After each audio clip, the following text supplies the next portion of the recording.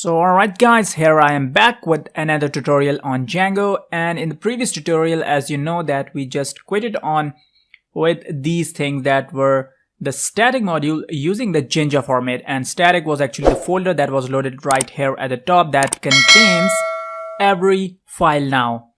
Alright, so as I told you that what you have to do is that in place of every href you have to place this Jinja format, and you have to tell the index.html file that we actually want to extract data from this static file.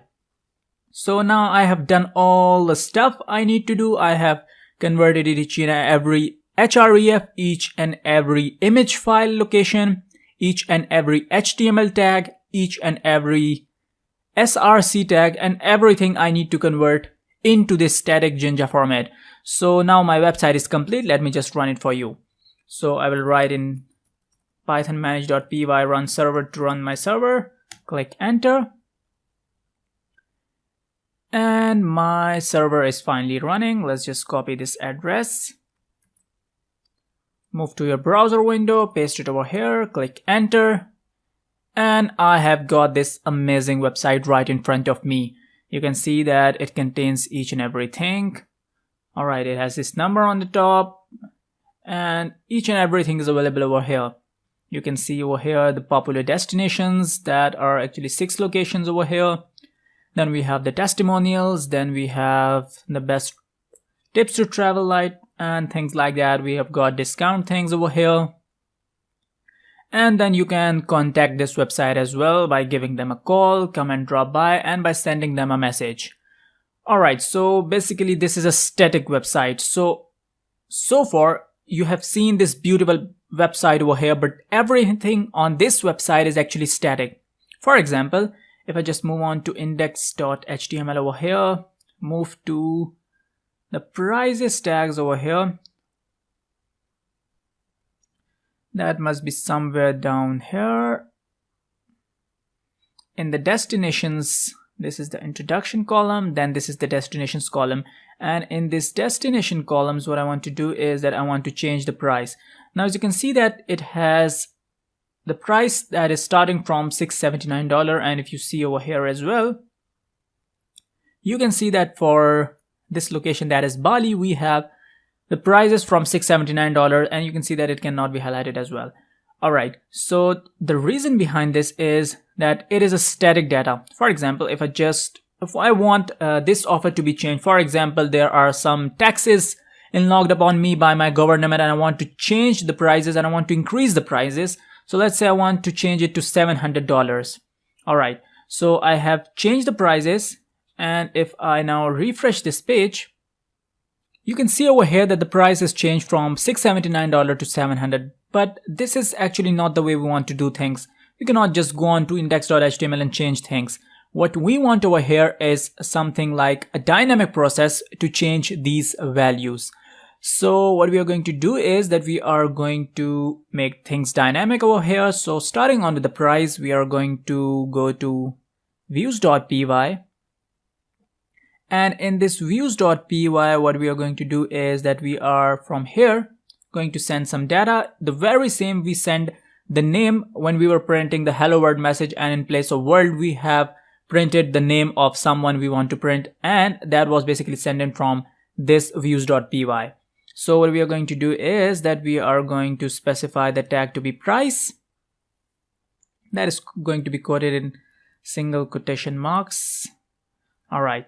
So now this is in single quotation marks, and then we are going to specify a colon, and then we have to specify the price, and I want to change the price to 700. Let me just, in index.html, let me just change it back to 679, the original price.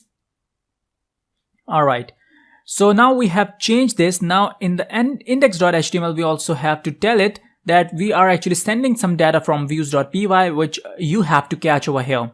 So in the very same line in which our price is written right over here, what we are going to do is that we are going to change this thing, because we want this thing to pop up the very same way it is written over here, that is from $. And then what we want to do is that we have to specify this double colon, and we have to write in the name of the object we have sent from there. So it is price over here. Now if I just went back, refresh this page, And I guess my server is not running. Let's just run my server.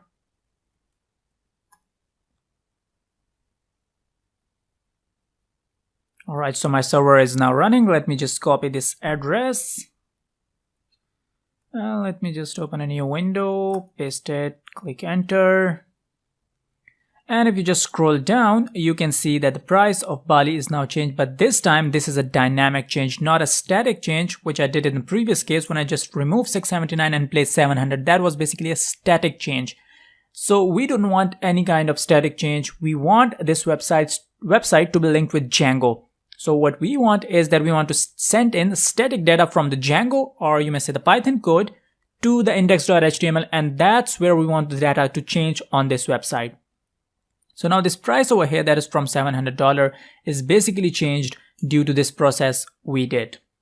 So whatever you want to make dynamic has to be sent from your Python or the Django code, and then it will be dynamic and no more static, as you can see with the price, which is now dynamic. Now, what if you want to make the things as a whole dynamic using a single class?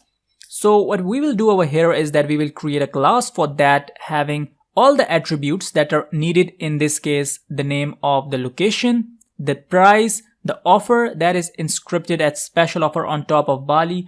Let me just show you that. So what we want to show over here is that we want this special offer, we want this image, we want this name, we want this message over here as well.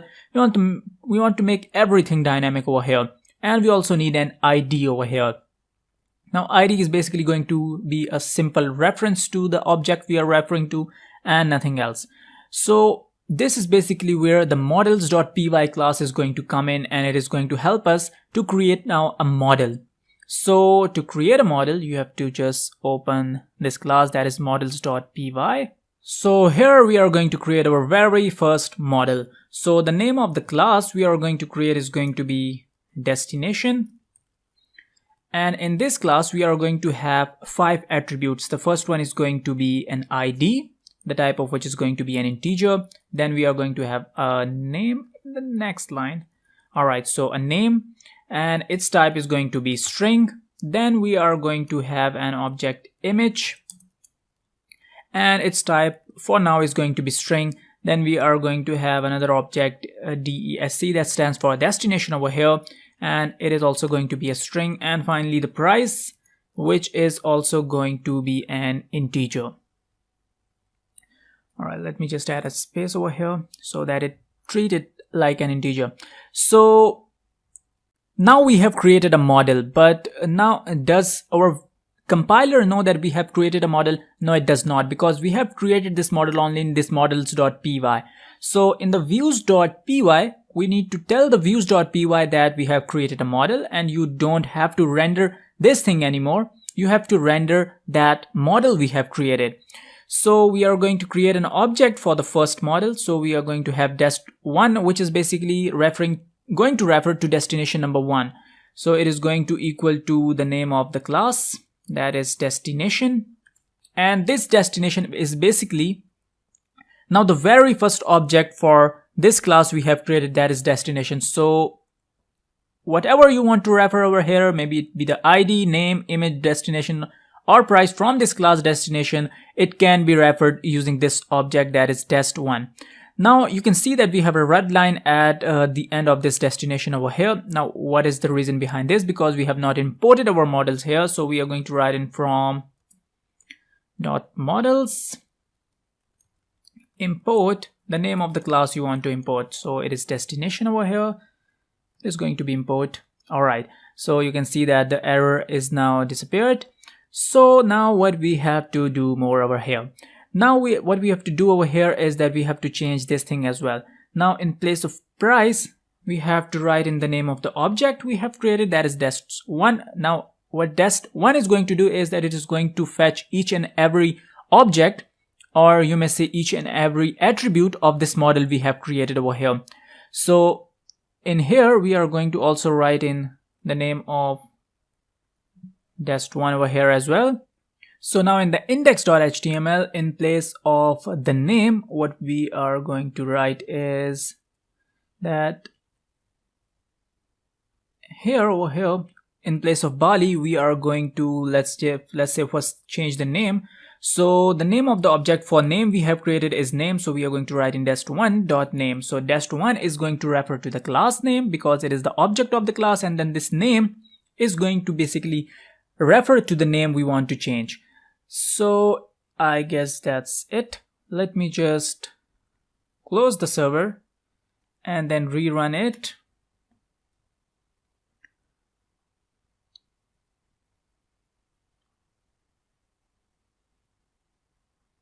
Alright, so my server is again running. Let me just copy this address, paste it over here, refresh the page, and here is my website. Scroll down and you can see that the name is now missing from here. So now what is the reason that the name is missing over here is that you have only sent the data of the name to the object. Now it is looking for the name, but it cannot find one. So let us specify the name. So in the views.py, we are going to specify the name. So in the views.py, right down after this object creation, we are going to write in dest1.name is going to equal to any name, let's say California.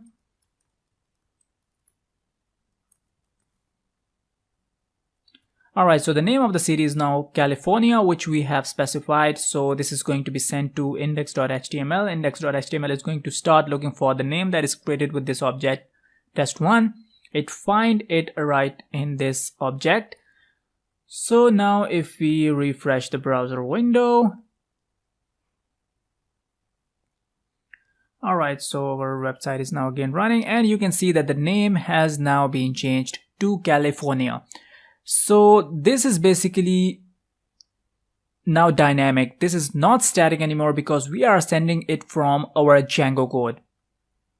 Now we want to change the other things over here as well.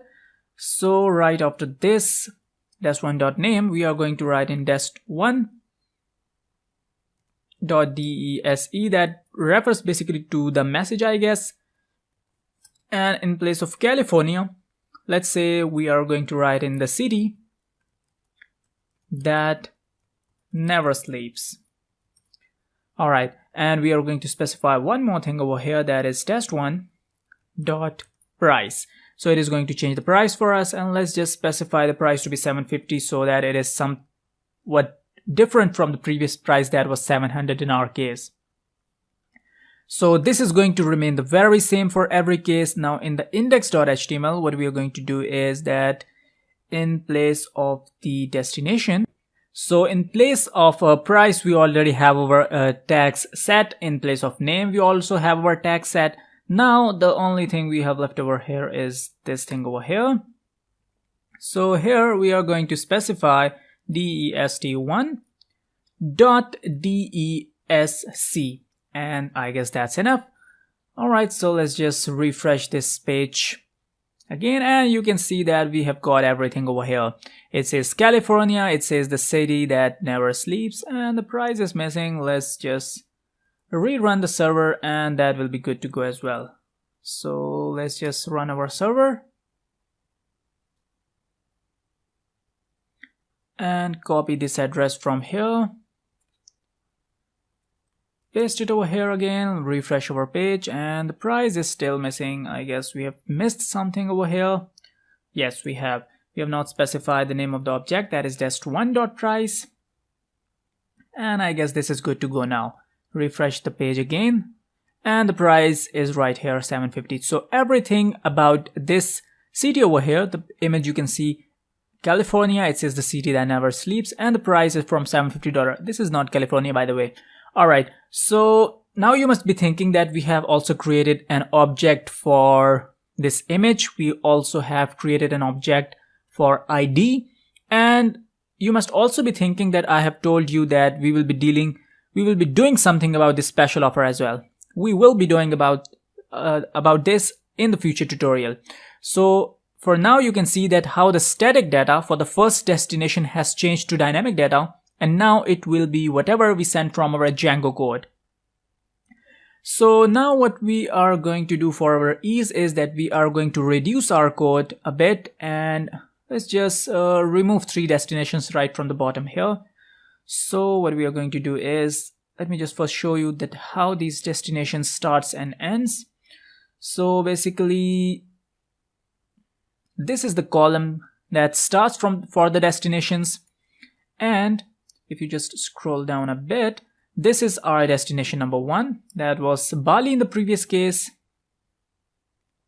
No, I guess this is our destination 1. Yep, this is our destination number 1 that starts right from here, and this is our destination 1 ending. Then from here our destination 2 starts and it ends right here. Then from here our destination 3 starts and it ends right here. So we are going to end this destination 4, destination 5, and destination number 6. So let's just remove these. Alright, so let's just refresh this page. Alright, so now our code has been reduced to a great number, and we have deleted 3 destinations from the bottom here, and now we are going to deal with only these 3 destinations in the future.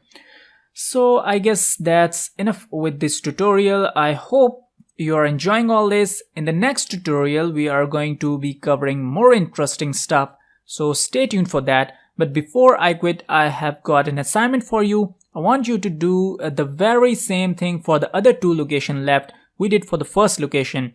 I want you to create models for that.